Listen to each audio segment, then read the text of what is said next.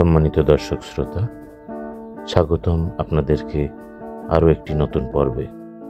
আজ আমরা যাচ্ছি ঝিনাইদহ জেলার কালীগঞ্জ উপজেলার 12 বাজার ইউনিয়নে।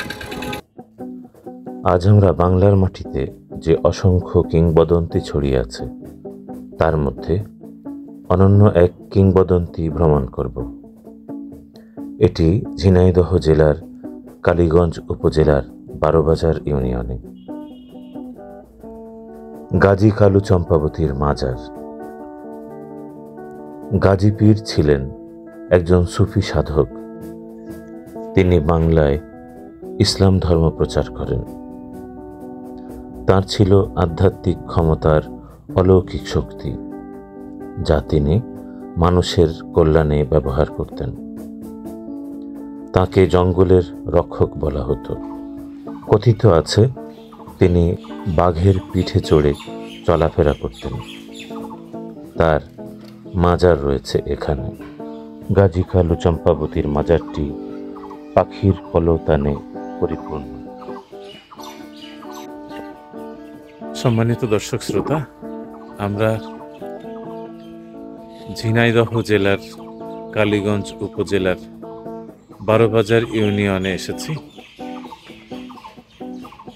শাহ গাজীর মাজারের এক পাশে রয়েছে শাহ কালুর মাজার। তিনি ছিলেন শাহ গাজীর বিশ্বস্ত সঙ্গী, যিনি ছিলেন একজন বীর যোদ্ধা। হযরত শাহ কালু, এর পরেরটা হযরত শাহ গাজী এবং তার পরেরটা চম্পাবতীর মাজার। শাহ কালু, যার অসামান্য শক্তি দ্বারা শাহ গাজীর নির্দেশ পালন করতেন। এর পরপরই রয়েছে চম্পাবতীর মাজার। চম্পাবতী ছিলেন তৎকালীন একজন রাজকন্যা। কথিত আছে শাহ গাজী পীরের আদর্শের অনুরাগী হয়ে তিনি ইসলাম গ্রহণ করেন এবং তার সাথেই থেকে যান। ঝিনাইদহের কালীগঞ্জ ইতিহাসের এক কিংবদন্তি দর্শনে প্রতিদিন বহু মানুষ আসেন এই মাজার শরীফে। অনেকে মনোবাসনা পূরণের মানত করতে আসেন এখানে। অনেকে আসেন বার্ষিক ওরসে। বন্ধুরা, মানুষের এই সরল বিশ্বাসের মূল্যায়ন আপনি কিভাবে করবেন তা জানান আমাদের কমেন্টে। কিছু জায়গায় গেলে দেখা যায় কি যে সুতা বাঁধে। আচ্ছা, যে তারা ধারণা করে যে সুতা বাঁধলে মানে আমার মনোবাসনা পূরণ হবে।